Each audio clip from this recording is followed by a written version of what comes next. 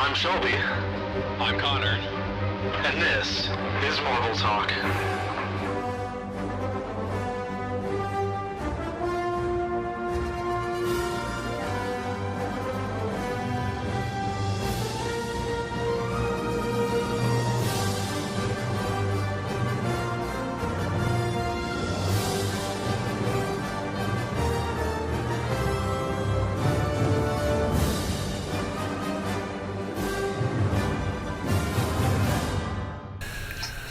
Welcome back, folks, to another exciting, dare I say, incredible episode of Marvel Talk.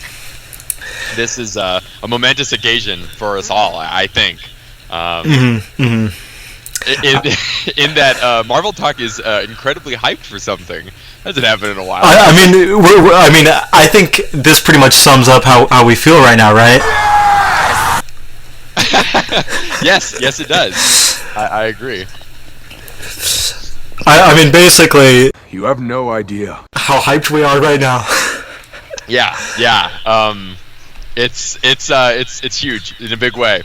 And it's funny too, because not only is this hypening.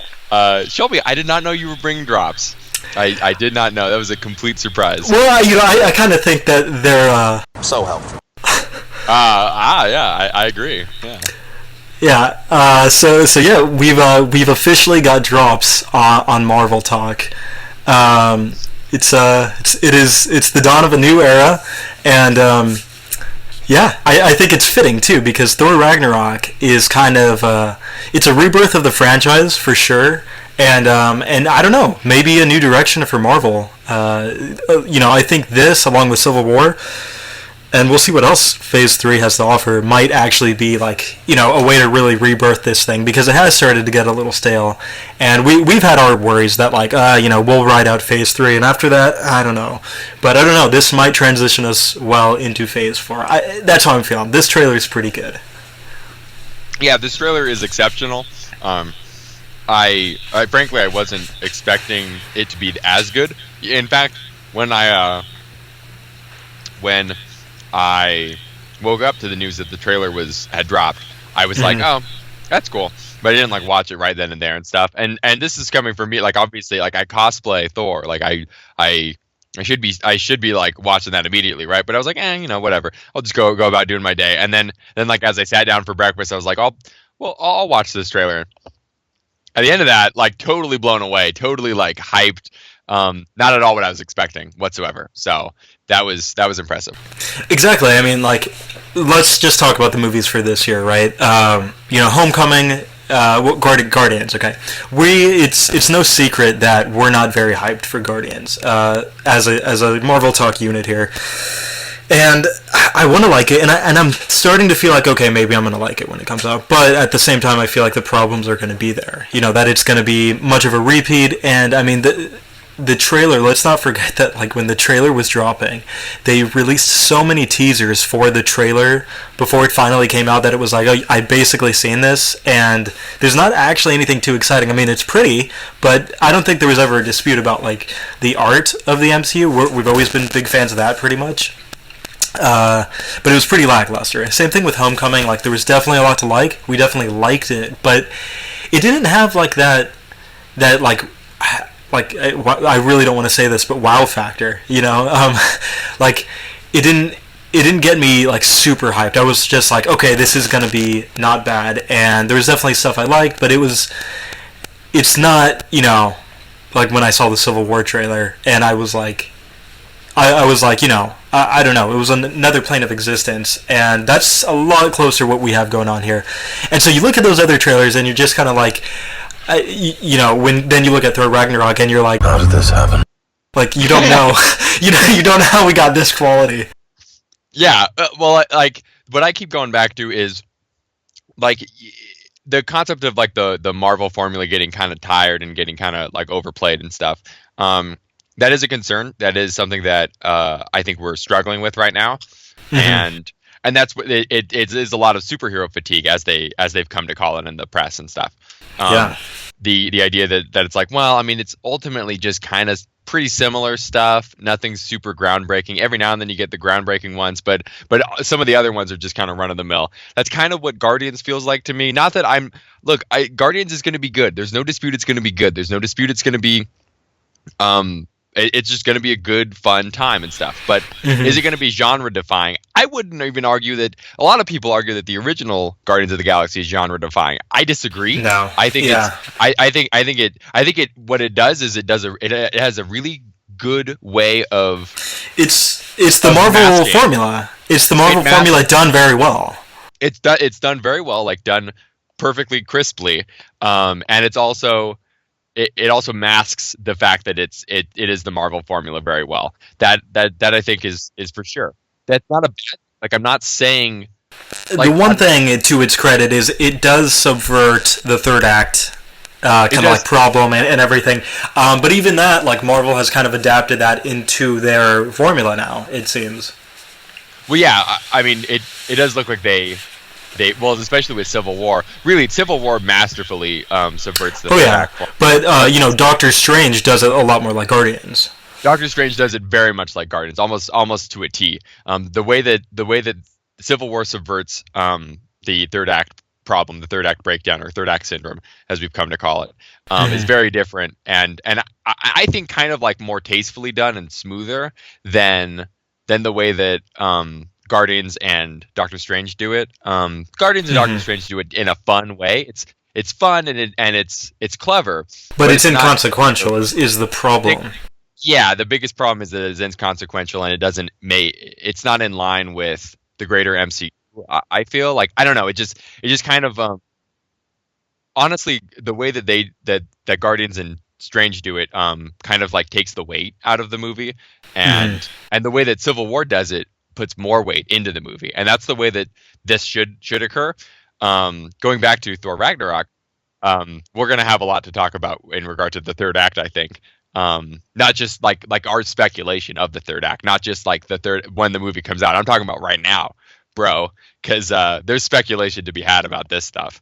But in the meantime, just in regard to the feel of Ragnarok from this trailer, it definitely does feel more like a Civil War, more like a Winter Soldier and Avengers, genre defying. I do keep kind of going back to that because I feel like that's just the best way to describe it.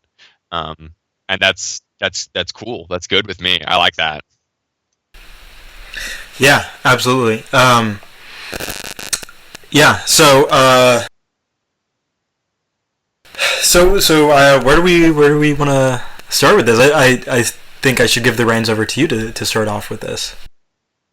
Oh, well, thank you. I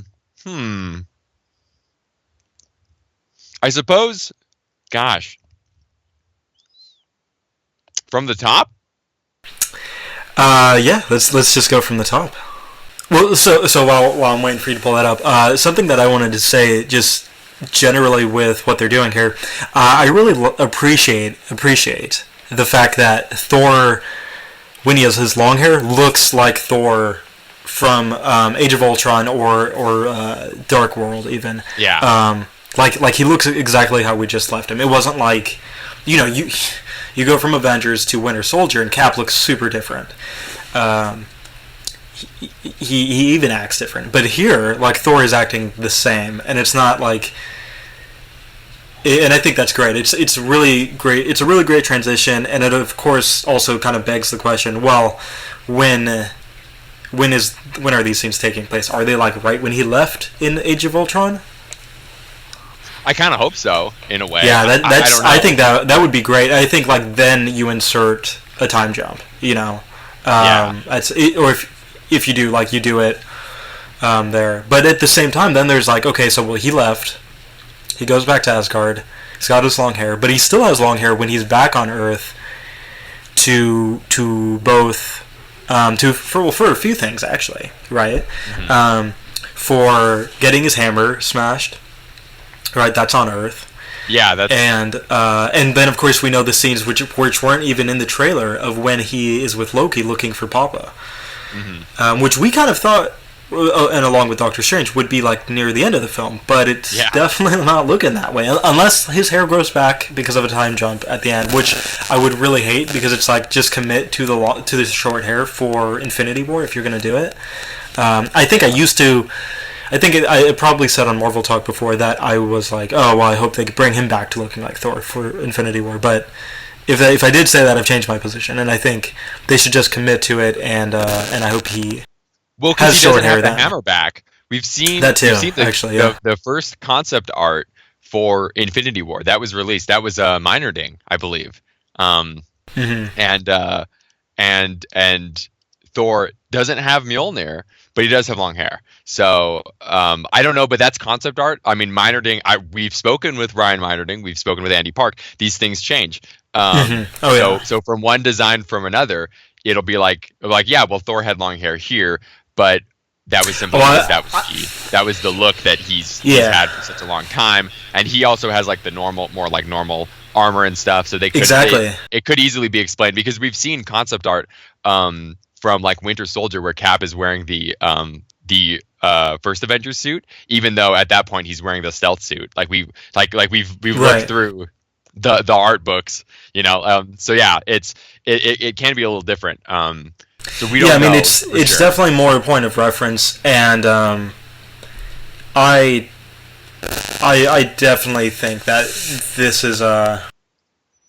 this is just, you know, it is just concept art. But I would be really disappointed if not only his hair was long again, but also he had his old armor after losing it. You know, it's like, if anything, like, yeah, maybe he doesn't keep this armor from the gladiator fights. Sure, that would make sense. But give him new armor, give him upgraded armor, give him something more prestigious. I don't know.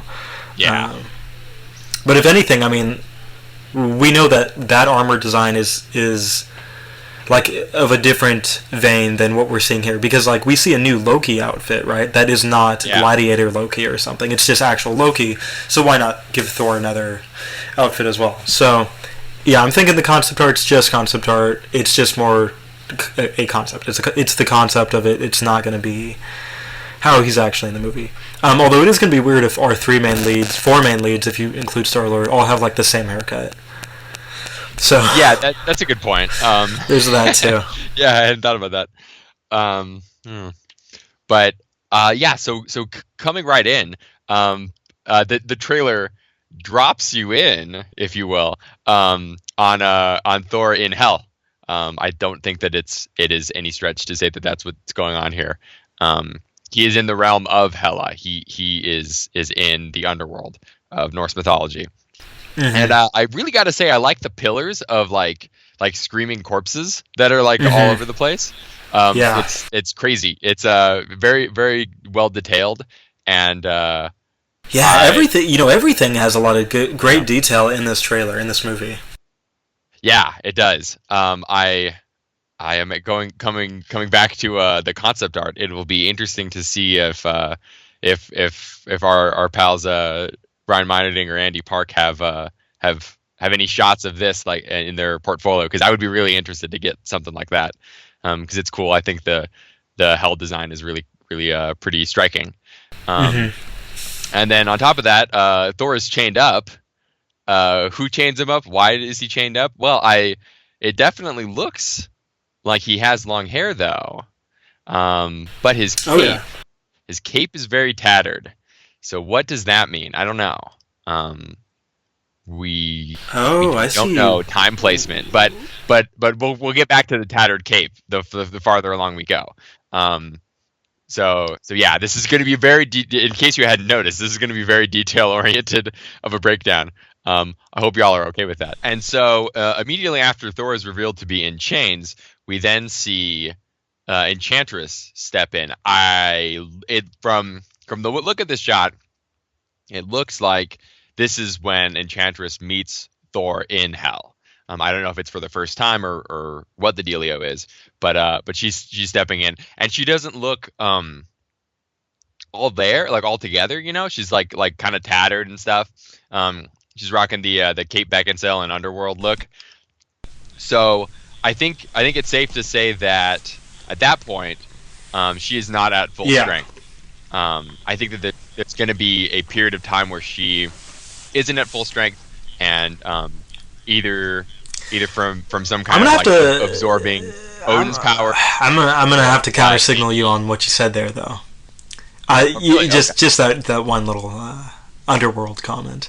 I don't like the comparisons. I've seen the memes already. I knew the memes were coming, and I think I said. Oh really? I've Yeah. memes of Underworld. I've mostly seen. I've seen the Winter Soldier meme. Actually. Yeah. But there's just Kate Beckinsale from Underworld holding the hammer, and so yeah, it's like just that meme. And Okay. and I'm not on board. I've also seen like the Spider-Man 3 Peter comparisons. Yeah. Which I like those memes a little bit. That's not bad. But let's not sell this short. I really like her design, and I think she looks pretty good. I do like her design. I'm just kidding. Kate Beckinsale is great. I love Kate Beckinsale. But ultimately, like Kate Blanchett is like she's top tier. Yeah, she's great. So yeah, I'm not trying to sell anybody short or anything. I think, and I like the Underworld movies. Like I do. But let's be clear, they're DC. They're great. Yes, they are DC. They are absolutely DC, like a typical DC appeal, basically. Yeah. And I like DC, so that's okay. But okay, so after we've gotten through the Underworld memeing, so then of course it cuts to a completely different scene. This is not in Hell anymore. It's obviously Thor is throwing the hammer in New York at Hela. Okay, so very different sequence than when Thor is chained up and Hela first appears, and you only even see her legs in that shot. So this is like frame by frame. So it's different. It's cut. It's different parts of the movie. But still introducing us to Hela. So Thor throws the hammer and she catches it. What's the story there? What are your theories? As to why she can, essentially wield it? Yeah. How she can do that? I mean, I guess it comes down to the Odin thing, right? Like she has. Yeah. I mean, I'll be honest. I'm not too familiar with her from the comics. More like tangentially. So I don't really know what all her powers are. But yeah, it is pretty weird. That's another meme I've seen, by the way, of Thor, seeing Cap kind of wield it and be like, "Oh, I'm kind of nervous," and then see Vision actually wield it, and then he's like, "Oh, whoa, I'm freaking out," and then this, and he's like, "Oh, no." Yeah. Yeah. So those are pretty good. But right now, I think he's feeling pretty like his attitude is like, Do not touch me again. That's. He's feeling pretty violent and having his hammer grab like this. But yeah, I don't know. I mean, that's my best theory. I mean, clearly she's not worthy, right? It's got to be some sort of power that she possesses. And then at the same time, I mean, there's a lot of questions as to her powers and what kind of forces does she control. And then on top of that, there's Surtur, and how does he tie in with her? Ultimately, which is he's not, he doesn't even factor into the trailer. So the information we have on him. It is, yeah. Smart. That is good. The information we have on him is so small. I don't know if he's gonna doomsday his way into the third trailer. Yeah, but let's hope so. Here's hoping he doesn't really factor into the movie. Actually, I don't. Well, we're getting ahead of ourselves. We'll see. But as for me, so I actually want to point out that in previous Thor films, specifically Thor: The Dark World, I know, kind of a bummer we have to bring that up. All things considered. I mean, that's when you really say, in Thor: The Dark World. Yeah, basically. When during the fight on the Dark Elf, the Dark World rather. Thor: Dark Elf, great movie. Yeah. Well, I was gonna say the realm of the Dark Elves, but they don't even call it that. They don't even. I don't. I think it's just the Dark World. I don't even know if they come from there. We don't even know anything because they're dumb characters. But yeah, when Thor is fighting the juiced up like the right. roid rage, the Dark Elf, that guy, he summons the hammer to like smack the guy in the face, and the dude bats the hammer away, and people have been like, does that mean that how can you do that? I want to. Like that isn't, yeah. Like is he worthy? Yeah, he can't be worthy. That makes no sense. I'm gonna quash that at first. Thor: The Dark World doesn't play by the rules. The way that this works, and I'm for all the Marvel fans out there, Magneto cannot lift the hammer. Magneto can, however, manipulate the Uru metal so that it moves. This is true. That is something that Magneto is capable of doing. But ultimately, if he can't, Magneto can't pick it up, and nor will he ever be able to wield the power of Thor. What really matters is the wielding the power of Thor part. That's the thing that shows that you're worthy or you're not. Beta Ray Bill wields the power of Thor when he has the hammer. That's just how it works. So the guy, the roided up Dark Elf, when he's not wielding the power of Thor. However, I will say, the hammer obeys Thor's will, and if Thor wills it to smack him in the face, there's nothing that guy could do about it. That's the other thing, is in the Dark World they don't listen to that rule, and I think the rest of the movies do. So unless Ragnarok's about to totally subvert it, unless Hela is not worthy, she does not have Odin's power, she's just strong enough to hold the hammer from hitting her. We don't know. But that might be the case. I'm hoping it's not, because I don't like the Dark World rules. I like the idea that it's Thor's will alone that can control the hammer, and nobody else can, other than Odin, nobody else can like direct it. Well, so she's going a whole step above this, though. I mean, outright destroying it. That's the other thing, is she crushes it. So that shows that I don't know, she must have some kind of extra power there. It doesn't make any sense. For it to be otherwise, and to just like put a cap on this whole this whole subject, if you will.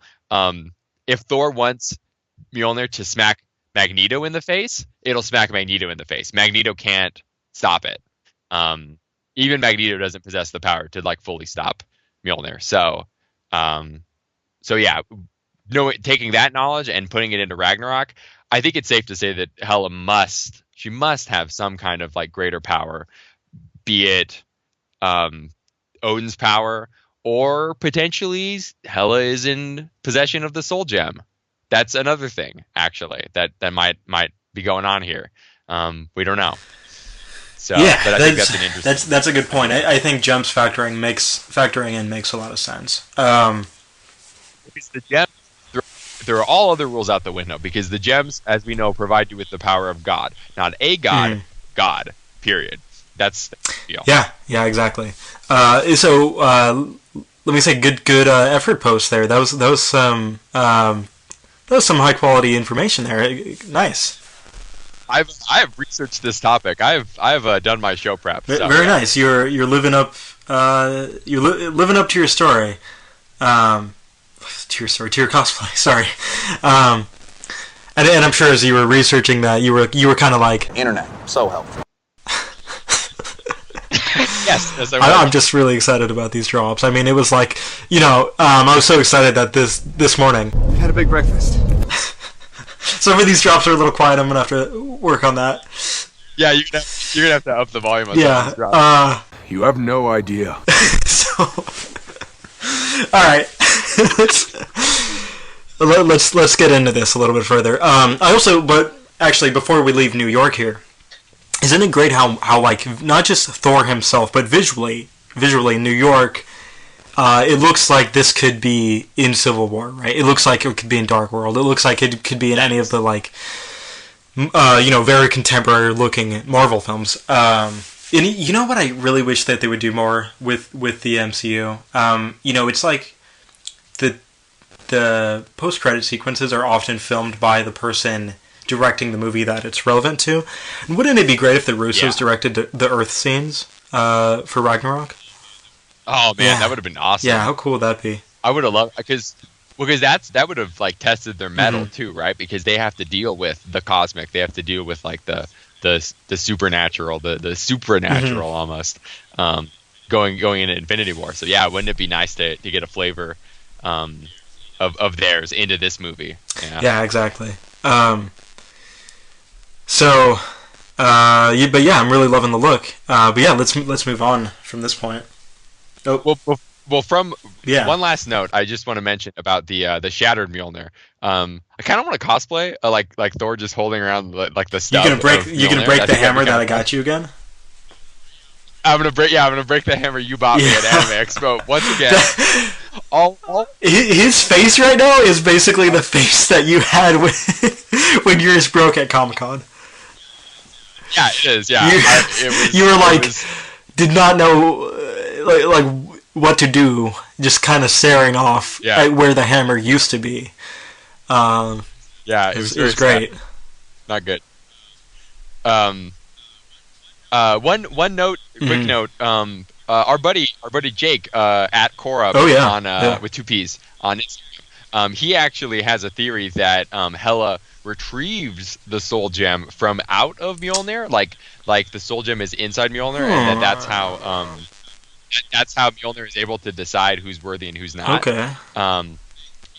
It's a good theory. It's an interesting theory. Only problem I have with it is that would mean that Odin whispers the soul gem into the hammer when he puts the enchantment on it. I don't know if Odin could do that, or if Odin would even do that to begin with, because it seems like that would be a bad idea to be like wow, this is one part of the formula that makes you God.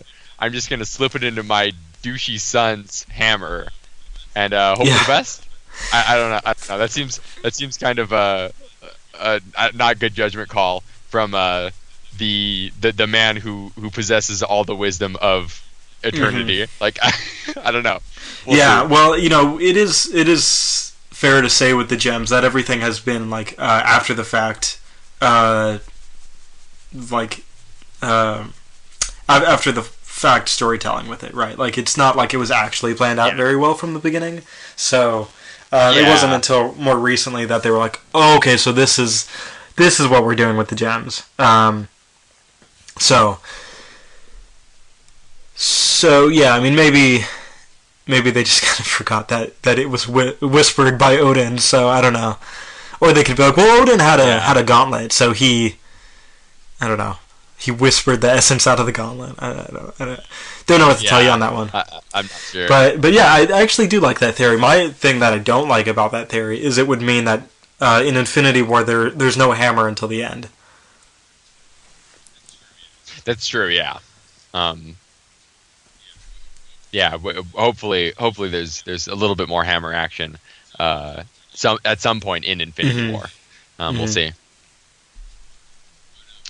But moving right along, we get the reveal of full power Hela, right?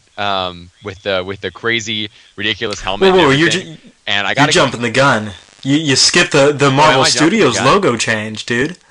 Oh yeah. Right. Okay, you're right. There is the Marvel Studio logo change. I don't know. I wouldn't call it like no, but it's just kind of an adaptation. Yeah, it's great, and it's cool that we're getting these with each. With each film in Phase 3 now, it looks like. Well, they're finally like making good on the promise to like have each movie have a different feel. Yeah. Like right down to the logo stuff, the little the cards. That's pretty nice. Got to say. Also, it's weird that it's blue. Like I've never seen like Marvel font and then blue. I've never seen that. It's very very weird to inject a little DC look in there. It is. You're right. Yeah. So back to Hela. At any rate, in regard to Hela, Kate Blanchett, rocking it as always. Good to see. We don't know what all the implication of her crazy headdress is, but it's nice that they like just adapted it straight from the comics. Yes, they didn't water it down. They hold no bones about it. It's just from the comics. That's one of the best things about this movie too, is that they are kind of going all out. with a lot of things here. Kind of like, I don't know if going full comic book is it's right to say in this instance. I don't know if it's right to say across the board for the movie. In the whole, But yeah, definitely here, and I'm digging it. They're not holding back in the same way that even though both other Thors did, for that matter. I mean, Thor 1 was pretty reserved, even for as beautiful as Asgard was. And then there was only like a couple of things in Dark World that really jumped out of comfort zone, and were good. Yeah. So the other thing about this scene with her being in like full power is where is she? She looks like she is in space, or like where Thanos was in Avengers 1. Oh, it does kind of look like that. I was gonna say it looks like it's the ruins of Asgard. Yeah, and could be that too. And possibly it kind of looks like there's like a rounded edge, almost like a planet, like looming in the background. So it's, I don't know. Is she merging like the two realms together, her realm and Asgard? I don't know. Right. Or maybe they're going for like even more symbolism, and maybe this is the moon like about to be swallowed up by Fenrir or something. Maybe they're going for like full Norse mythology symbolism. I don't know. But yeah, it looks cool. It looks interesting. It would be cool if it was Thanos' domain. I would love to see Thanos just in any regard. Yeah. In this, and it would make sense if Thanos was like, hey Hela, I'm gonna free you so you could destroy Asgard, so that like I don't have to worry about that, because that would be a huge problem for me. Like Asgard did necessarily have to be taken out. Like it by necessity did. So pretty interesting if Thanos was the one who orchestrated that. That would be cool.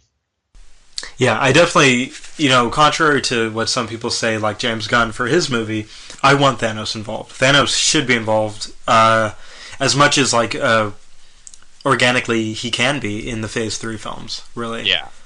Well, I've always liked the idea of Thanos being the architect of every major occurrence in. Well, why didn't Kevin Feige just play Thanos?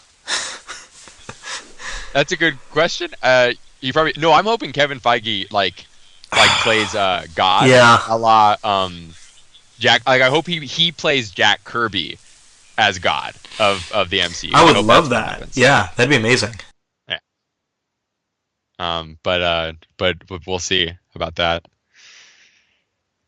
But the next scene is, it looks like Hela like landing in Asgard, right? Because there's like this little streak of something like falling to the like the palace area of Asgard. That must be her, right? Walking up to in Asgard, yeah. Well, I was gonna say the like aerial shot of Asgard. There's like a little white streak that you see coming like towards the for sure. Like, the that's for sure her. Power. That's got to be her, right? Like she's like falling into Asgard, and she's gonna like make a big cool superhero landing, or she's gonna like gracefully land. Yeah, I don't know. That would be. I think she needs to gracefully land. No, or I mean, just not a superhero landing. Yeah, not this. Yeah. Yeah. That'd be a little too on the nose, right? After that, so we have Hela's entrance on Asgard. And nice to see that they assembled the troops in full force. Also, it's cool that you get a nice like back shot of all of the Asgardian soldiers. They have the triangle symbol. That is a big part of Asatru, of the Norse religion. That's pretty cool. I don't know if they ever put that touch into any of the other movies, but I like that all these guards have that. Yeah, I definitely never noticed it before, so I'm thinking it's a new touch, but I like that they didn't redesign these guys from scratch here. No, they've got pretty much the same. Yeah, throughout all the well, and I disagree. I think that they look different in the first film, but that they were redesigned in the second, and now they're consistent though. Yeah, I guess that's true. And so then Hela brandishes a crazy weird sword, very impractical sword, but it's fantasy, so that's the way we do things in Asgard, as they say. And and then somehow it's just raining hellfire and everything gets blown up, including poor Thor. So I don't know. So there's definitely like something happens for that to occur. Probably Surtur, I'm guessing. And what does this mean for timeline wise? I don't know.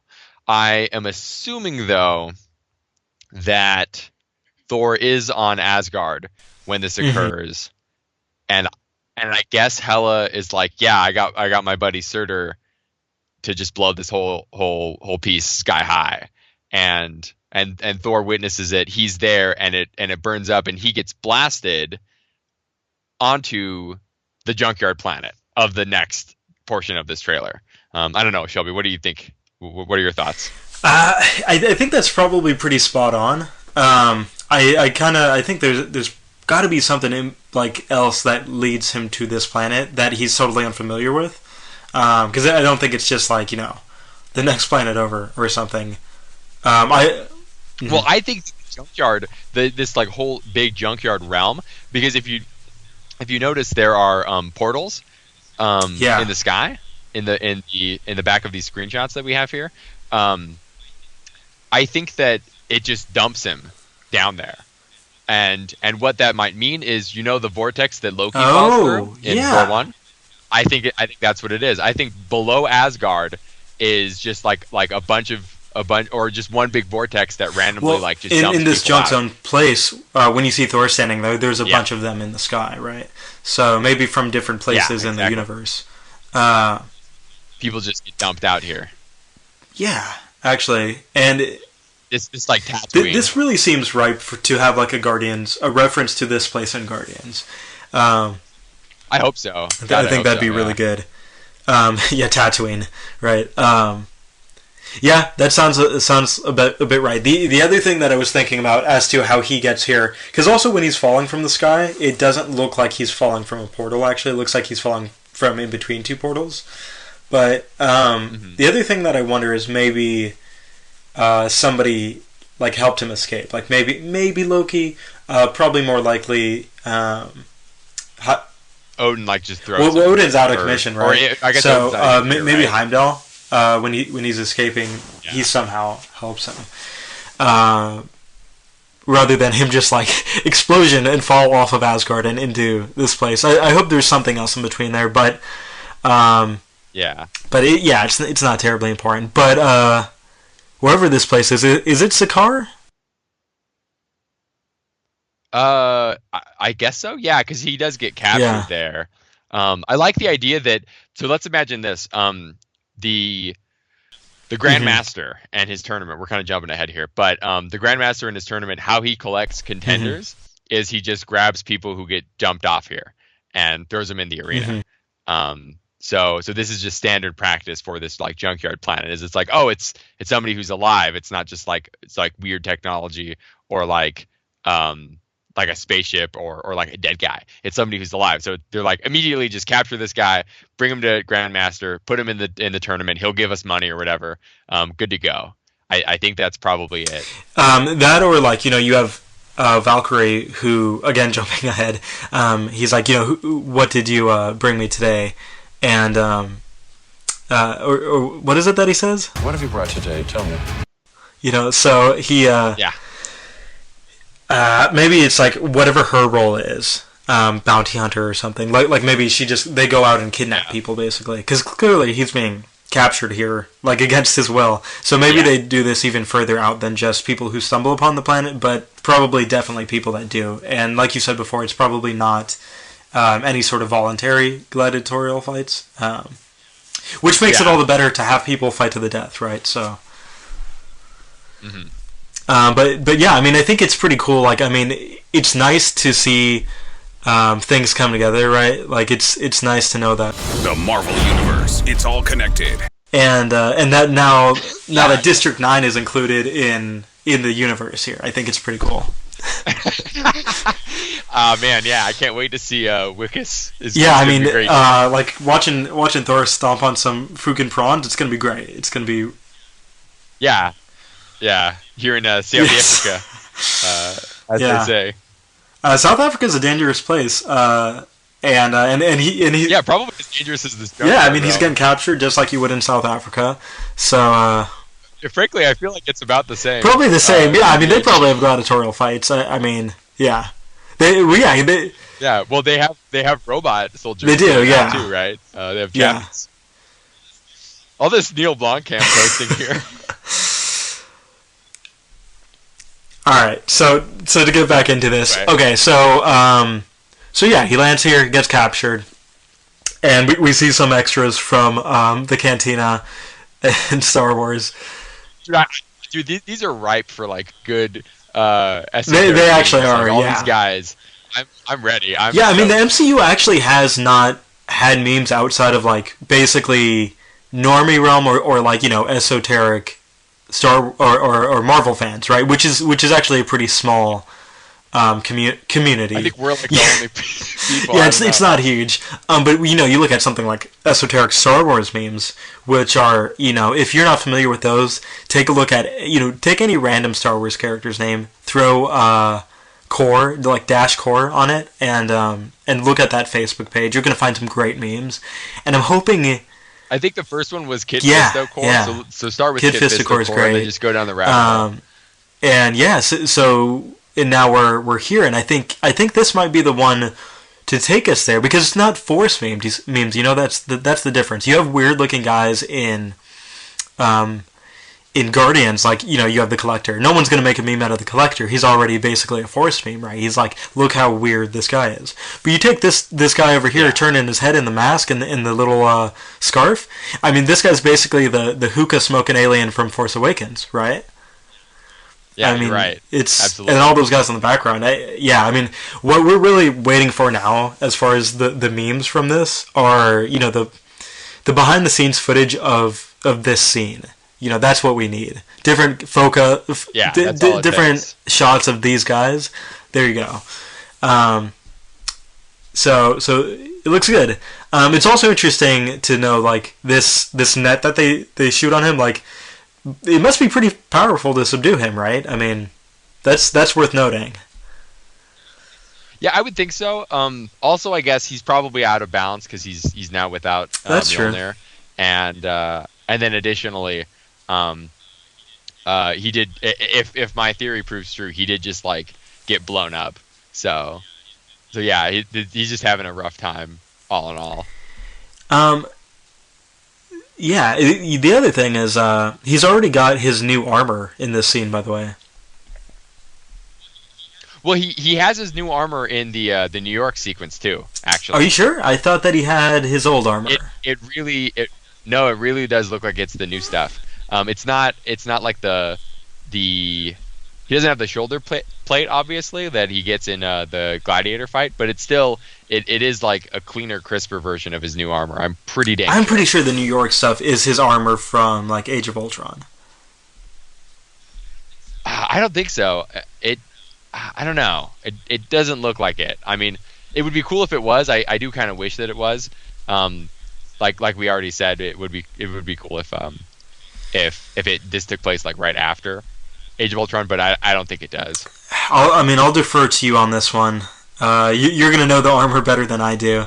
The other thing though about that scene though, looking back on it right now, Loki's standing next to him when he gets blown back. Wait, really? Yeah. Huh. If you look That's at, you know, it's a close up on him, and then the explosion happens, and then it's far away, and you can see Loki kind of like lifting his arm and shielding. I'm pretty sure it's Loki. Like it looks like Loki. Okay. So again, we'll get into Well, that's timeline pretty- stuff after we go through the whole trailer, I think. But that, you know, calls into question timeline stuff once again. Yeah. Once again. All right, but to jump back in, where were we at? So now Valkyrie, enter Valkyrie, right? Yeah. Enter Valkyrie. So she just kind of shows up, and It's a really cool shot, I gotta say, of like her dragging Thor and looking back, and it's like in slow mo, and the song playing. It's pretty good. yeah, it is cool.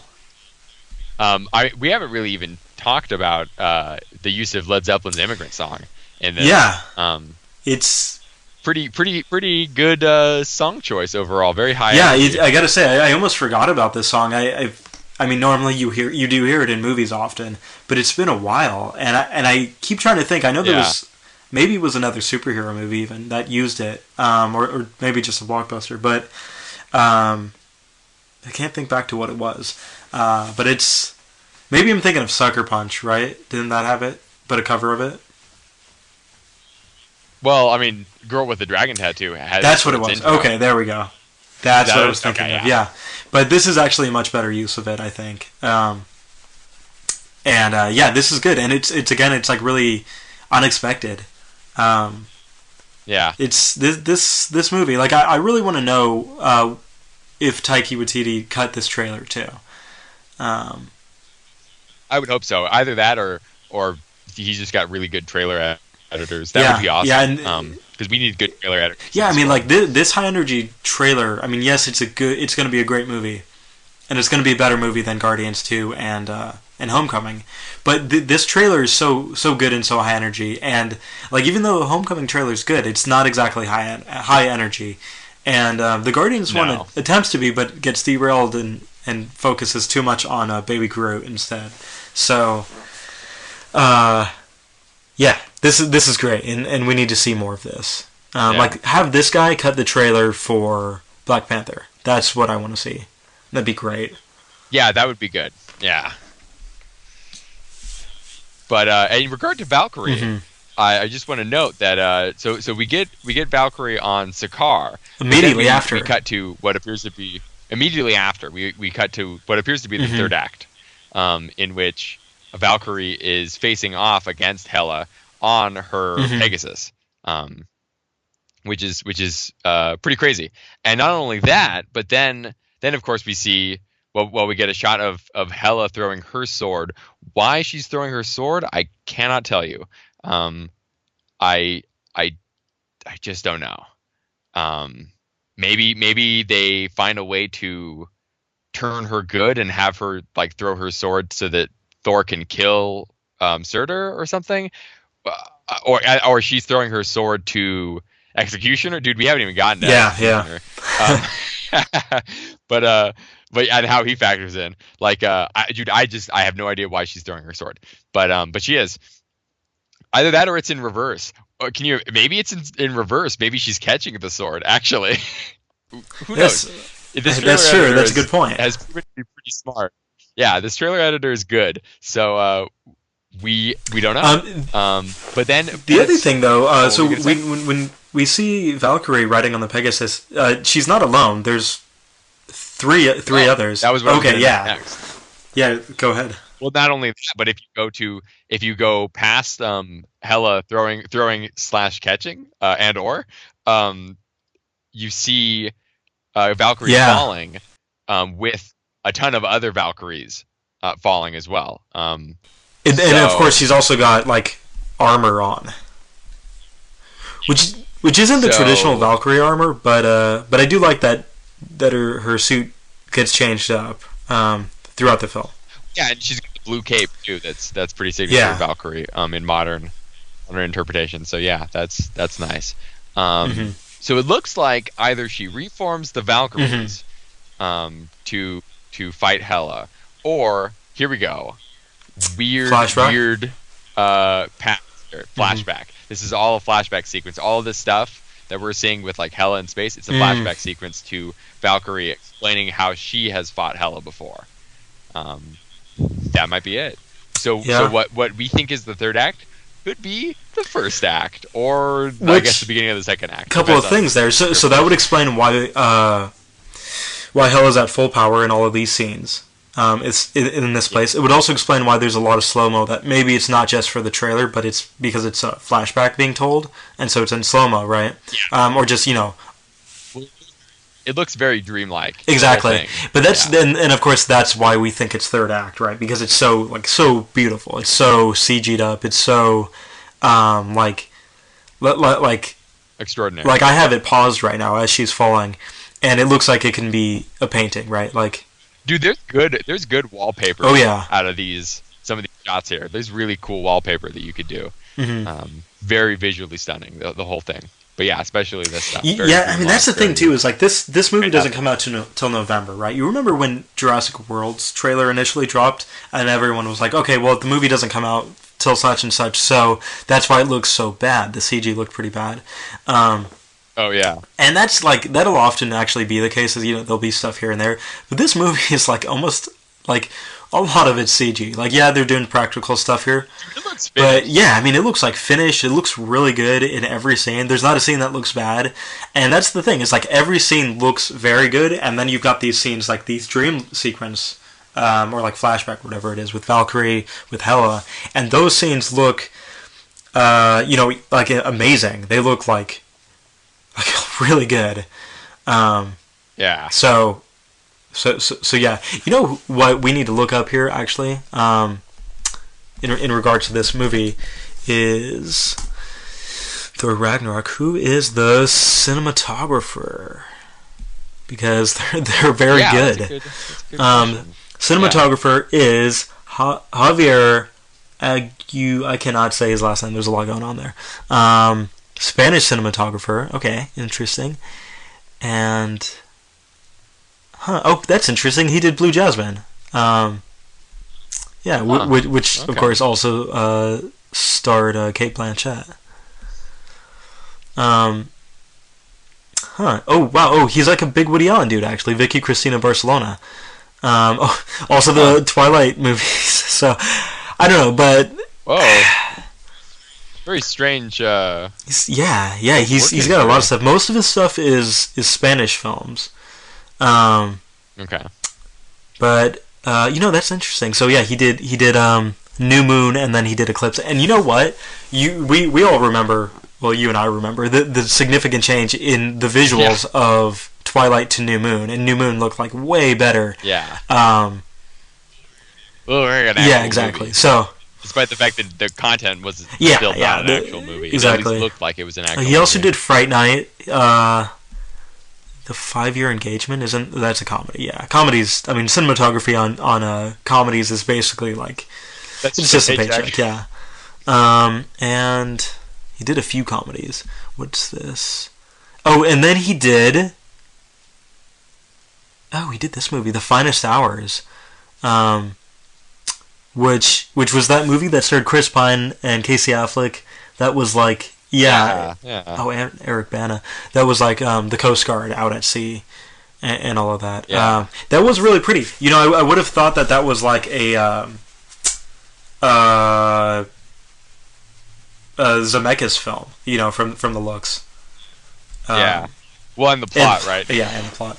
But yeah, this is somebody to watch for sure. Like keeping an eye on him, where he's going from this point. Yeah. But let's hop back in there. Back to some more District 9. Yeah, so then we get a shot of the cruisers flying around with the captured Thor. And again, another good little look at those portals in the sky, just dropping stuff off. You can actually see like debris and stuff falling down out of them into like this ocean and stuff. So yeah, I think the theory we have working here on Marvel Talk is pretty spot on. Then we have a shot of Thor being dragged away unconscious and being put in a chair. I'd just like to note real quick, there's a guy in the background with a trident. Make of that what you will, but he has a trident. So if check this out, if this realm really is just like debris from other realms just getting like funneled down to this like huge trash realm. Oh, you heard it here first on Marvel Talk. Tons of cameos or like references and stuff. Tons, bro. Oh, well, I thought you were going to say that, like, since this is basically like the dumpster, right? This is the dump. This is where you throw away things that are, just trash, right? Things that are you want to get rid of. You don't even want to keep on your own planet, in your own realm, for that matter. So you're saying they're going to find Amazing Spider-Man? Well, they found Aquaman apparently. So the scrapped Aquaman movie, soon to be scrapped. Soon to be scrapped, yeah. No, I like Aquaman will probably end up happening. But yeah, I think it's pretty ripe But we also thought the same thing about like the Collector, right? And I mean, we got Howard the Duck, I guess, but we thought that Guardians was going to be pretty ripe, and it was like extraordinarily lacking in that sort of stuff, actually. Like the wacky cameo department. Yeah. So we'll see. I mean, are you saying like Namor? Is that what you were hinting at here, or are you just? I don't know what the Trident. I have no idea. Okay, what that means. Just that it's a Trident. Yeah. I'm just noting that it's a Trident. What that means, like, because it could be Namor. It could be a reference to Namor, or it could just be like a Trident for goofy purposes. But the fact that it's a Trident made me realize, oh yeah, we could potentially see some like references and cameos and Easter eggs and stuff in here. So that would be kind of cool. Major Victory's shield, perhaps. That would be cool. So in the same vein as Iron Man 2's cap shield, I guess. Very similar. Yeah, very well thought out cameo that was. Yeah. They really had a lot of purpose in that movie. They could have so easily just like used one of the same shields that was in the scene when he was trying out different shields for Cap. But they didn't. Yeah, and I don't know why. No, the world will never know. But then Thor gets strapped into what I imagine is the barber's chair. I guess it is. That's what it looks like, because they're cutting his hair. You also when it's a very pulled back shot of the Thor in the barber seat. You see the like fish guy with the trident. Yeah, that's right. I don't know. He really likes his trident, I guess. You know, a lot of people here look very like old Greg, very Mighty Boosh. Yeah, you're right.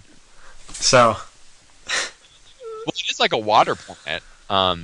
If you notice, it is like a planet full of water with like trash just like so piled high that it's like formed islands. Yeah. That's Earth in the future. I was just gonna say, great Neil Blomkamp posting there. But I think the barber guy is right for me too. The barber guy looks pretty. A lot of these guys back here look really ripe for memes. I'm just saying. This like zombie samurai looking guy looks like he's been underwater for a bit, kind of bloated, fish man. He's got like spikes on his face, like that one, the shark guy from Naruto. He does. The shark guy from Naruto. Shark Dude, I don't remember his name at all. We don't need to do that. Akatsuki. Yeah. I'm sure our fans know what I'm talking about, or don't. But then one last shot of Valkyrie. What is she holding in her right arm? She's holding something in her right arm as it pulls back away from her. Does she got like a six pack? Kind of looks like she's got a six pack. Like she's carrying some beer. This film, by the way, was filmed in Australia. So remember, there was probably beer like constantly. Probably. Actually, there's a beer you can. There's a beer like on the table, on the right. You can see like a bottle there. So somebody's taking the piss, as they say in Australia. Somebody's doing the drinking. Yeah, absolutely. So and then fade to black, and then we have our reveal of Collector. Not Collector. I'm sorry. Master. That was not actually. That was an unintentional joke too. Ultimately, I think Grandmaster is more tastefully done than Collector. I think they go a little too far with Collector, and that's saying something because like Grandmaster is played by Jeff Goldblum. I'm sorry. I mean Jeff Goldblum. So yeah, I've got to get some Jeff Goldblum drops. Like you need to get some Jeff Goldblum. You need to get some like Cast Theory drops from Jurassic Park. Exactly. Yeah. Not. I mean, I've got this. What have you brought today? Tell me. Which is where we're at in the trailer, and then it's main event time. But yeah, I've got to get just like some random Jeff Goldblum ones. You should get some Jeff Goldblum from Tim and Eric, of course, especially that's the good stuff. But okay, so I want to note here once again behind us we see the portals. So this is Sakaar. There's portals in the sky. Sakaar is the junk realm. And I think they even said they think in like an interview, Taika Waititi even said like, oh yeah, Sakaar is just like the trash heap of the world. So yeah, this is further. That's right. That's right. Just letting everybody. And then we get a shot of Thor, just being kind of like, oh god. There's also like weird like furry. Yeah. I keep looking at those. It looks like he's gonna go through a car wash, or they're just weird creatures. It does look like he's gonna go through. It's just very symmetrical for it to be creatures. So I'm like, yeah, he's going in a car wash.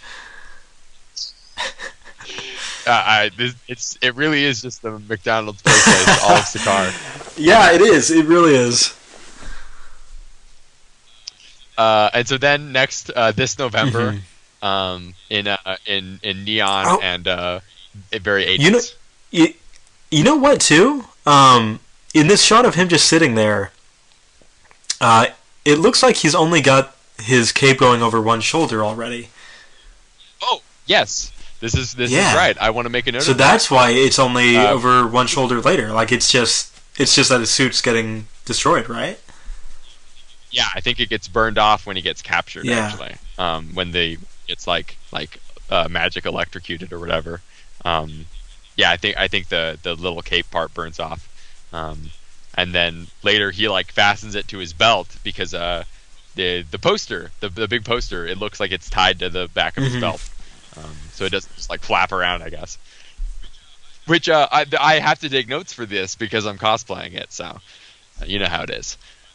But yeah, so after the this November part, we get to see Heimdall. No, I'm sorry, you're confused. We've actually got a great cameo here, though. I think you must be looking at some other scene. So what the next scene is we've got Bishop from Days of Future Past cameoing. That was what I was thinking. Yeah. I was thinking the exact same. Actually, the first time I watched the trailer, I was like, who is that guy? Like, I don't know, he looks like Bishop. And then I watched it a second time and I was like, that's Heimdall? What? Why does he look so different? He looks cool. Like, I'll give him that. I just like Bishop's character. Bishop's cool. But Yeah. I mean, he's a fan. Who is he slash? Like what is this like weird creature that he's slashing? I guess it must be like some hell. It's like a Hello robot. Yeah, he's got like green goo. I don't know. This guy here makes me a little worried, actually, I have to say. Oh really? Are you afraid that zombies like Suicide Squad? Yeah, he's kind of looking a bit like that, actually. Or just like, like the dark elves, just like endless dark elves to fight.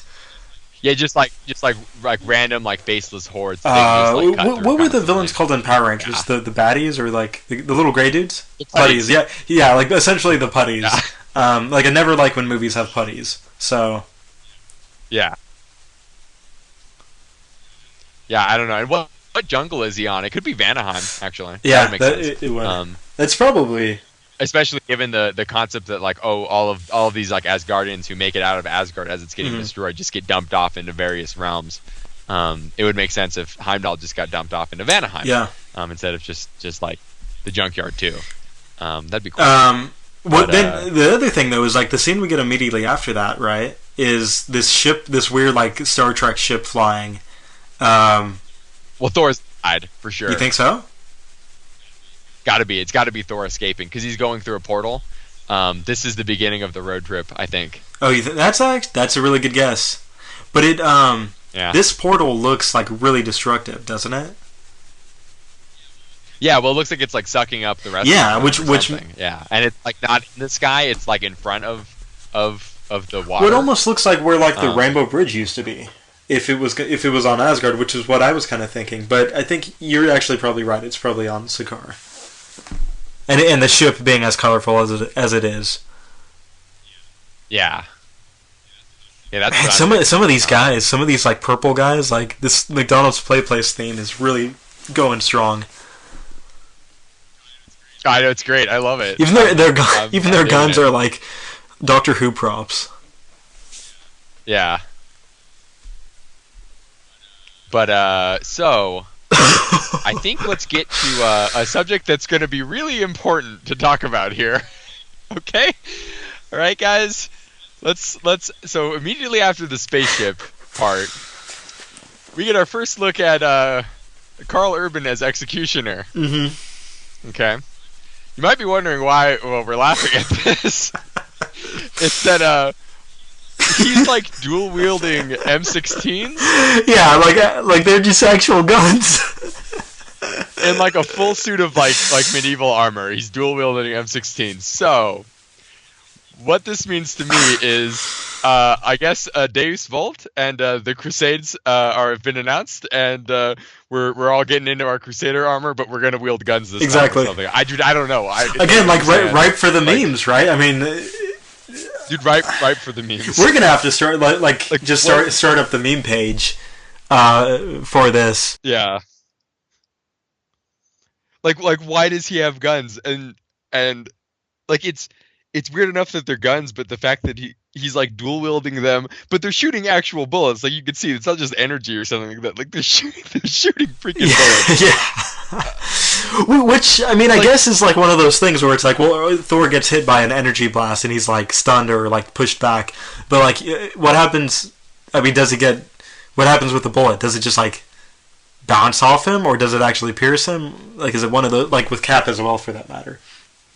Like, I guess he actually gets pierced, right? But I don't know. Yeah, it's very weird. I don't know why. Like, but I'm very curious to see how they explain this. And I kind of expect it to be like a really bad explanation. Like, I feel like he's very Dark World tier of a character, which sucks because I love Carl Urban. But just looking at this character, he's going to be nothing but camp.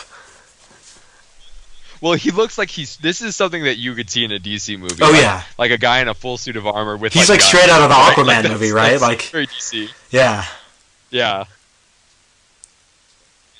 Man, I don't know. Maybe it's a flashback, and maybe they're explaining that Executioner was like exiled from Asgard, and so then he spent his time like wandering Midgard and like engaging in wars and stuff. And so this is like a flashback to him in like, I don't know, Vietnam. Just like that would be so cool, a Vietnam flashback. Yeah. Yeah, that would. I mean, this movie could do it. Like that's completely like that's completely unexpected and way bonkers, but I would totally. Yeah, well, I mean, even that the sky in the background, which raises another question, is like that kind of fits like a Vietnam looking place as well. It does actually. That's the thing. But there's also nothing else behind him, so he must be like pretty high up or flying or something. So. Yeah. Well, he's shooting down too. So maybe he's just levitating. I don't know. No idea. He's just floating in the air shooting people. I don't know. Like maybe there's a thing where he's like, oh, I was on Midgard for some time and I really like these guns, so I hung on to them and like have infinite ammo hack. So yeah, I guess so. And then we get the purple guys. The purple guys shooting their guns. We get hella. That's got to be when Thor is escaping. Yeah, I think so. And then cut to Hela taking down the Asgardian soldiers, doing a pretty cool flip. I really hope, like, I pray that this scene, she's got so many enemies here, and the way that she's moving, this is like their opportunity to like just out of nowhere, totally unexpected, throw in like a long sequence fight that would be like Marvel Netflix tier. And it would be so cool to have because we haven't really had that in the movies. No, we haven't. And it would actually be like a good use of like I guess the good putties in this case, instead of just like here's a big weapon that pushes everyone back, or like I'll kick a couple of guys and then like sprint through the rest or something like that, which is like I feel like normally what you see. Yeah. So maybe that's what we'll see. But anyways. Let's talk about what I really want to talk about, and that's this awesome shot of Loki, right? And on his left, yeah, dude. And on his left is another meme guy. This guy over here. This guy is the Hamburglar of this movie. He looks like the dead hamburger. Yeah. He's like the Hamburglar if he like died and got resurrected or something. So yeah, I don't know what's going on. I don't know what's going on in this whole scene to begin with. It's Asgard. right? It's got to be Asgard, or it's the place that Heimdall is, which could be the same place. It could still be Asgard, but I don't think Heimdall would have like hair like that if he was still in Asgard. But also, why would Heimdall look like that if there wasn't a time jump? Unless we're just like supposed to assume that like when Asgard is okay, he's just like, oh, I just decided to grow everything out, which I don't think is the case. So no, well, he's like a hobo. He looks like a hobo. So a vagabond. A vagabond. Hobo. But yeah. How cool is his sword? Is that the same sword he had before? Yeah, that's the same sword. Yeah. Okay. Yeah, it's great to see him like really wield it. But to be serious, Loki here, like, dude, like Loki looks so cool here, and his I'm so glad he's not just like, I've got my staff, but he's gonna be doing daggers, and his freaking horns. Because that was his thing. The knife was his thing. Like, yeah. And his horns in this look so good. The helmets in this movie look great. They're not over the top like they were in the first film. They're pretty subdued while still being like really cool. I love it. Like I'm so stoked right now, and I'm so hyped to cosplay this. And it's also nice because like he doesn't have like all this crazy armor on, because he's like much like in the first film again, he had like more basically battle ready clothes.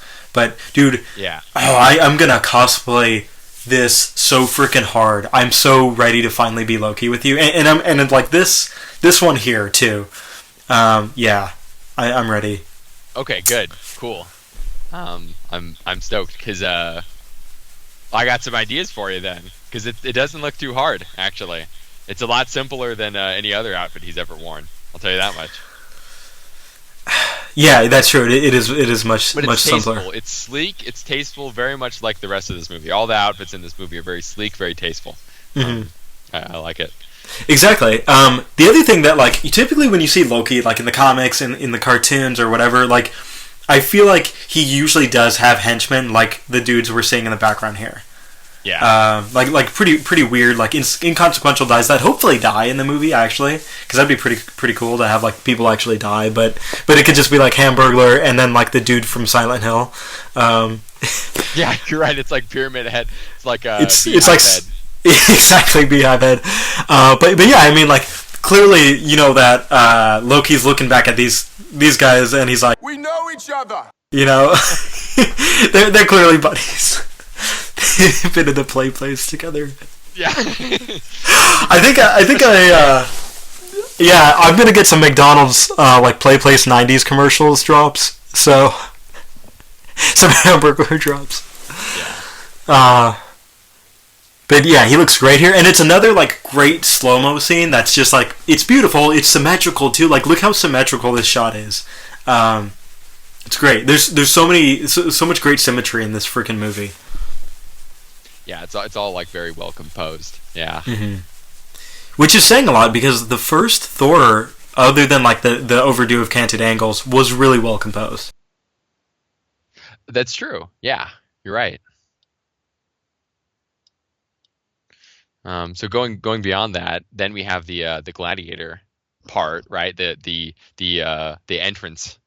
And oh man, I'm stealing your thunder here for a second, but his armor looks so good here.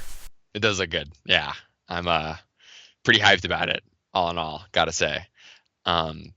Additionally, I'd like to note that although he has one shin guard on his right, his left leg is like all leather wrapped up. That is a reference to the current Unworthy Thor, in which Thor's new short hair look in that run of the comics. He has like leather wraps around his legs, so that's definitely got to be like some kind of callback. So yeah, that's pretty cool. And so like we've got these red marks on him, right, which are very like this is pretty common in Sakaar, it looks like, right? Which also Beehive Head Man from Loki's team also has those like on his arm in red as well, for that matter. So right. So yeah, ties more into like Loki probably has been here before, right? Mm-hmm. Yeah. He knows some people here. But I'll let you take it from here for this scene. Okay, well then then a really welcome scene actually. Thor puts his helmet on. That's something I haven't ever seen. Basically, that's cool. And it even like snaps into place and stuff. Yeah. And again, it's not the helmet we're used to, but it's it looks actually more like the armor that's drawn in like modern comics actually often. Yeah. Right. Or like the more like modern what is her name? Who's not in this trailer and hopefully is in the movie?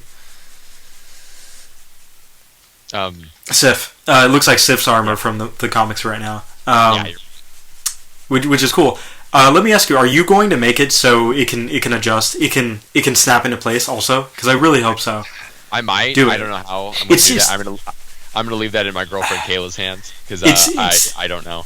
It's got to just be like a swivel with you put a little block on there so it stops. Do it, and like we need to recreate this scene of you walking out.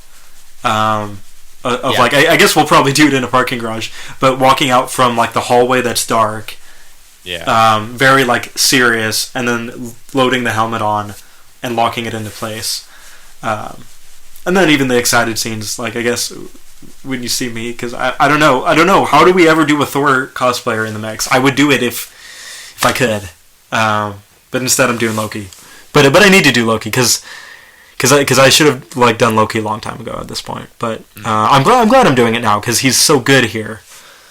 But yeah, if you want to talk more about this armor at all, no, nothing other than just I'm making lots of notes. You know, I'm making sure Man, the cosplay that you're putting together for that weapon he's got is really spot on. Now that I'm looking at it again. Oh, thank you, dude. I'm shocked. Back and forth from this screenshot right here that we're looking at. I was going back and forth from that, making sure I got it accurate. Yeah. Wow. Yeah, it's gonna be cool, and you know we've got a lot of time to like really get this cosplay down pat. Yeah. Yeah, until the movie itself comes out. Well, I'm gonna keep debuting parts of it like at cons going forward because I'm just like so hyped for it to begin with. So I'm probably gonna have like some of it done by TitanCon, which is only a couple weeks away on the 29th of the month. So I'm gonna have some of it, not nearly all of it, but probably at least like the mace that he has, the like club, and maybe the shield. I'm gonna see what I can do. Yeah, but I'm pretty hyped on it. So I'm gonna try my best. Very nice. I'm looking forward to it, and I'm bummed that I'm on the other coast right now and I can't be there with you. But we'll figure out a con together, especially once I have Loki together. You need to get that drop. I do. Yeah. Right after I did it. Yeah. The like almost inaudible. Like. Ooh. Yeah. Yeah. Exactly. Yeah. Yeah, I need to get some more Loki drops here. What do I have here? This is my bargain, you mewling quim. Got that. Same scene, actually. Yeah, that's right. Yeah. Yeah. Well, I'll figure out the drops because This usually works. So Yeah. That's good. All right, back into the trailer. So then we get a nice shot of Thor readying the weapons and whatnot, and then the reveal of Hulk in the gladiator armor, which we've seen before all at Comic-Con.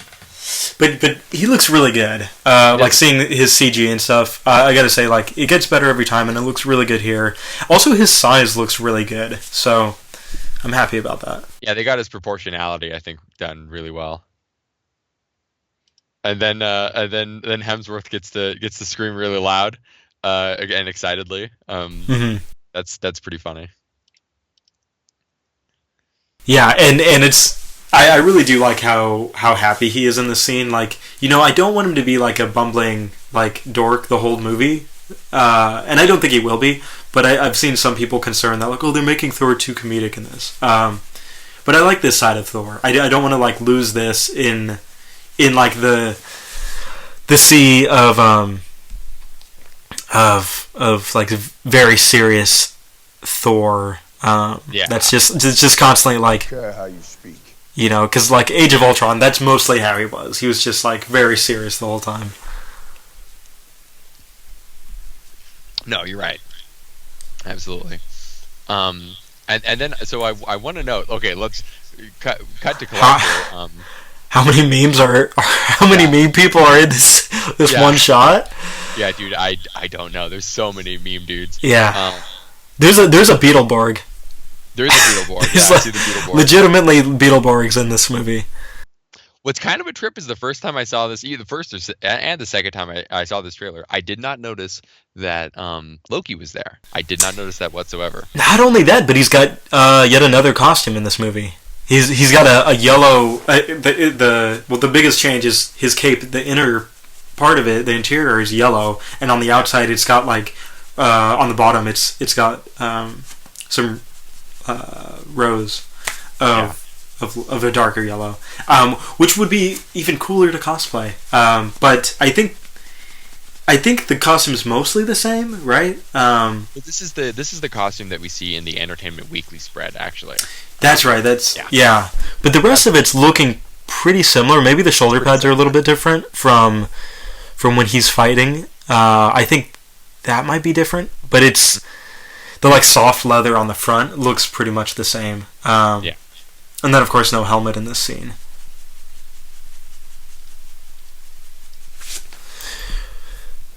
But so what do you think about Loki's face though? Does he look like concerned, like he actually wants to get Thor out of here, which is something that you kind of speculated before, or does it look like he is he's like taking pleasure in this? Because I actually think he looks pretty concerned. I think he's concerned, and you know what? I've had it brought up to me by somebody. Maybe it was my girlfriend Kayla. I don't know, or she might have been relaying it to me from somebody else. But yeah, I think so. It looks like potentially Grandmaster and Loki are betting on the two on Hulk and Thor. And so I would suspect that Loki's betting on Thor in order to bust him out, a la episode 1. He's making a Watto a bargain for Thor's freedom. So what is he betting? Is he betting only money? I don't have that drop. You need to get those drops. That's not in the same universe, but that's okay. Well, Disney, it's getting there. And this is the most like Star Wars of any Marvel. Oh, easily ever. Yeah. So yeah, I know you're right. But yeah, you're probably right. And then I actually wonder if the bet's gonna go sour, even though Thor will probably win against Loki or against the Hulk. Even if there's even a victor, there might not be. There might be finish him. No. So yeah. I think I very much could see the bet going sour, or he's not gonna honor his part of the deal, and Loki just kind of but that's when Loki busts him out type of thing. And then even a scene of Thor bringing Banner along, and Loki's like, "What are you doing? Why are you bringing him?" And comedy ensues, and we'll have yet another scene of Loki and Thor being brothers on a ship arguing. Yeah. So you're right. Yeah, and I'm definitely into that. So. And then from there we get the very anime sequence of Thor and Hulk running at each other and then jumping like John Carter at each other. But I gotta say, the CG looks great, especially on Thor. Does look good. It looks really good. Yeah. And that is the trailer for us. That's it, baby. We get that great title sequence, and we also get just coming soon. We don't get the date, which is pretty cool because it's very retro as well to just say coming soon. It almost should have said coming to theaters near you soon or something. Would have been even more retro. But I think all around with this trailer, we're basically it's good. Before we get into any more speculation, do you have anything that you don't like about the trailer? No, can't say I do. Yeah, I don't think so either. I mean, there's not really not really left wanting about anything. It all looks pretty good. I mean, yeah, there might be some things about the movie that I am reserved about, but the trailer was great. And yeah, let's get into the timeline speculation. Let's jump back to that first scene where he's all chained up. What are you speculating? When do you think this takes place? Do you think it's after the gladiator fights? I think it's got to be. I think that's probably third act. But it does look somewhat third act. But the thing is his suit is, yeah, it's tattered, but it's it's more intact. It's not the suit he has as a gladiator. That's true. It's also got the cape fully attached at the top, where it's not attached later on. Yeah. Yeah.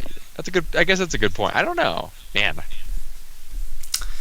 I don't know where it could be then if it's not. I think it could definitely be in the beginning. But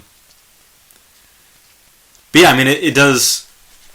It calls into question how exactly it fits in. But the other thing is that line of like, "I bet you're wondering how I got here," which I'm not actually a huge fan of. I think I don't know. It's kind of cool because it's a callback, and it's a little self-aware in the way that they're doing it, though, because it is like this retro thing going on.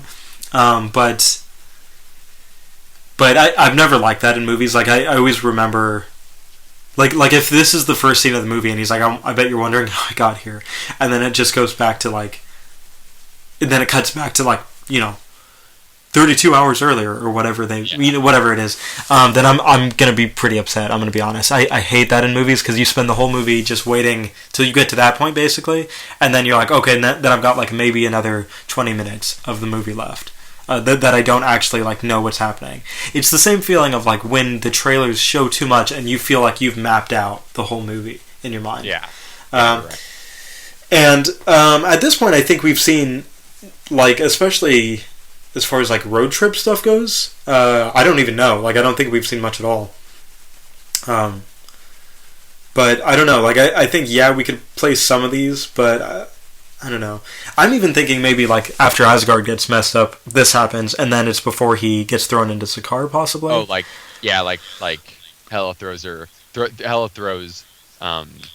Thor into a portal or something like that, or Loki breaks Thor out of Hell, but like pushes him into a portal in order to like not arouse suspicion from Hela, who maybe he's like trying to act like he's working with or something. I don't know. Or Loki tricks Hela into thinking that Thor is dead, and that's why his body basically gets thrown into Sakaar or something. Oh, that would make sense. Yeah, maybe something like that. Because I could definitely see it being the type of thing where like she thinks that like Thor is done, like not just like, well, I pushed him off of Asgard, but like I think he's dead, and now I'm like good to do what I want to do here. But like the Earth stuff, I definitely think takes place early on. But here's the thing about the Earth stuff then, especially with Loki being there, is it must tie into like when they're on Earth looking for Odin, right? And they're in their civvies. Yeah, you're right. Well, because as I've said before, my speculation about Thor being in his civvies on Earth is that the umbrella that Thor is holding the whole time is this guy's Mjolnir. Mm-hmm. So that means Mjolnir is not broken, right? So yeah. Mm-hmm.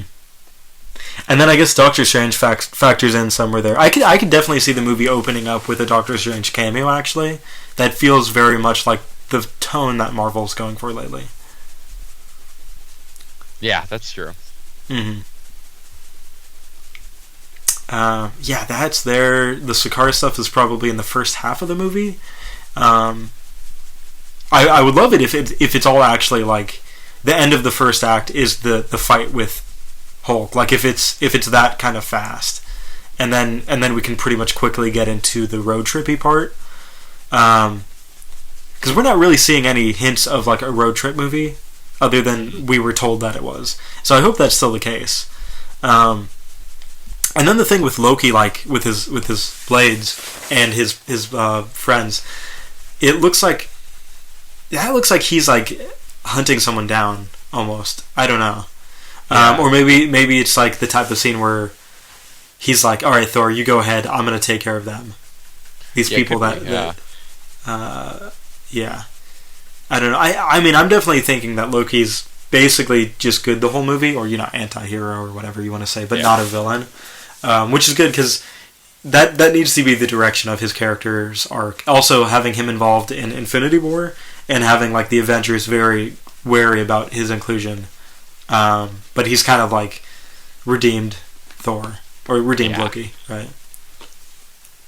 Yeah, I hope so. I hope that it's a story of redemption for him. Mm-hmm. Again, also if he dies by Thanos, it would be very poetic. Yeah, exactly. I would love that.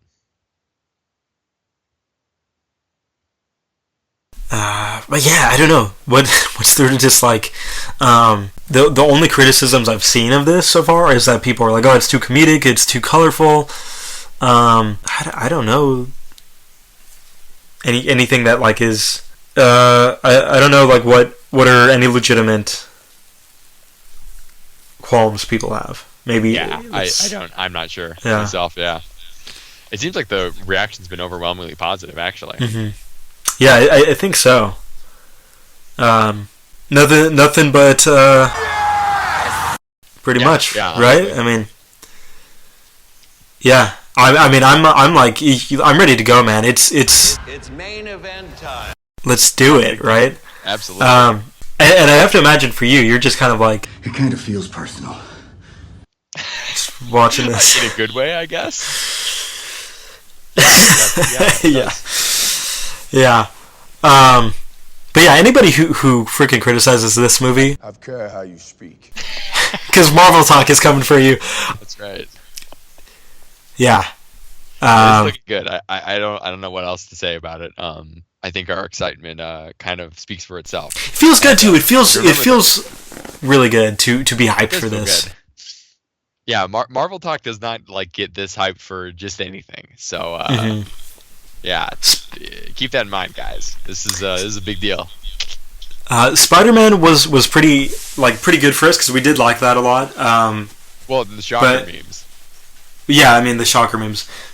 Those are special. If you're not already following the Shocker Facebook page, you should. Yeah. Because there's like 3 posts on it, and that's about it. But we'll see. There'll be more memes. There's definitely going to be a lot of memes from this movie. But yeah, I mean it's looking great. Feels good to be hyped. Feels good to be excited about the MCU again. Like full on excited. Like just 100%.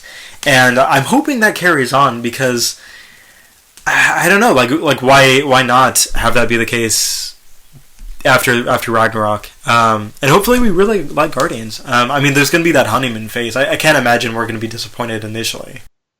Yeah, I wouldn't think so. So yeah, all right, guys. I think that's basically all we have to say. Is that all from you, Connor? Yep, that is it. I guess stay tuned for convention appearances for Thor Ragnarok cosplays because it's going to be good. Yeah. This is happening. It is happening. All right. On that note, Connor, where can we find you if we want to hear more commentary and see some of your cosplay? Well, you could follow me at Mjolnir's Might everywhere on the internet. I'll be posting work in progress photos, probably like all the time for my Ragnarok armor and stuff. Because yeah, I haven't been this hyped for a cosplay in like forever. Nice. I'm pretty excited to see that because I always really like when cosplayers do those types of progress photos. And also, for that matter, if you guys aren't already following Connor, he's been posting like quality content consistently every day for like at least a month now, I think. Yeah. I have like a big backlog of photos from like conventions or just stuff that Shelby and I took while he was still there in California.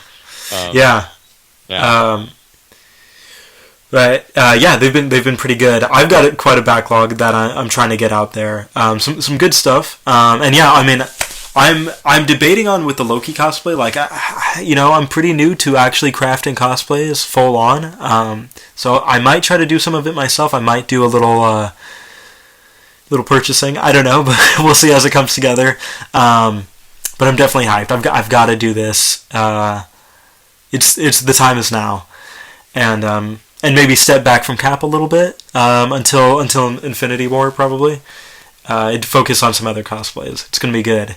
And then if you want to hear more from me, you can follow me on Instagram at VegetaX6 or on Twitter also at VegetaX6. And also, you can listen to me and Danny from Unversed Podcast on the Unversed Podcast review The Flash.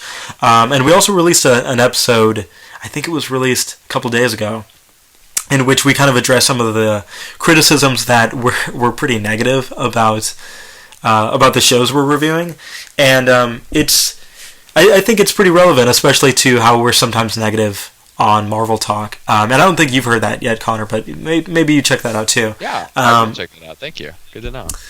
Because yeah, I mean, we have definitely been negative, a good amount of times here on Marvel Talk, but I think it's pretty warranted, in my opinion. And but let us know if you guys disagree. Let us know if you have any criticisms. If you want to get hyped with us about Ragnarok, just share your love, and we'll hype you out on Marvel Talk. We'll give you a shout out, get people to follow you if you want. We'll probably follow you. I don't know. I just want more hype, and that's the important thing, is that it's The Marvel Universe. It's all connected. Yeah, exactly. Look, don't you see? It's all connected. Oh, that's good. It's good. Thanks for listening to Marvel Talk, and as always, Stay Avengers strong.